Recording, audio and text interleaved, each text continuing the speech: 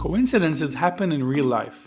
Random, statistically unfeasible things happen daily, but they can't happen to your characters, not when it counts.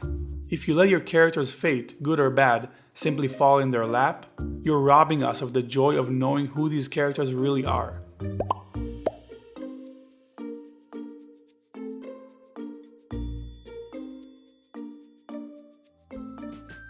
Think about the ending of A Bug's Life.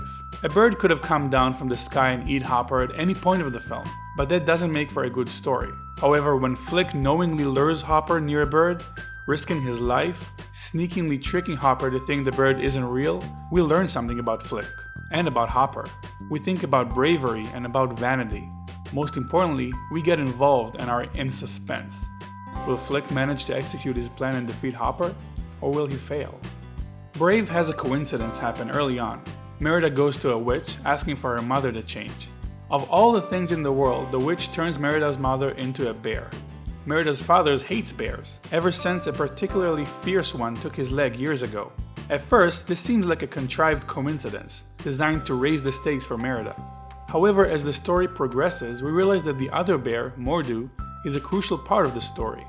As the legend Merida's mother recited at the beginning of the movie comes true before our eyes, we realize Eleanor isn't the first victim of the witch. And this way, Mordu is elevated from an expository device to a villain, and more importantly, a reminder of Merida's mother's fate if they don't reverse the spell in time. What started out as a coincidence turns out to be meticulously embedded into the story and values of the world, all the way to suggesting the witch's obsession with bears. Mordu and Merida mirrors each other. Mordu couldn't let go of his selfish desire to be stronger than 10 men and control the kingdom. Merida, however, manages to change in time to bring her mother back, by realizing her importance in her life and her fate. Coincidences aren't always bad. Finding Nemo has a few coincidences, even near the end, and they work out great. Nigel drops Marley and Dory off conveniently close to the sewage pipe Nemo later pops out of.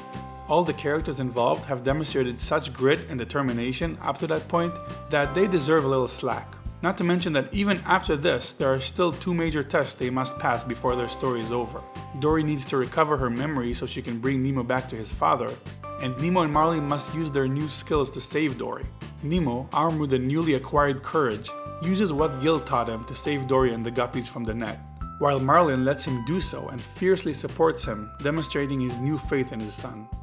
Coincidences are only bad when they serve as a cop-out for the characters, when they solve everything instead of pushing these characters to the edge and showing us what they're made of. Or, as Pixar sums it up neatly, coincidences to get characters into trouble are great, coincidences to get them out of it are cheating.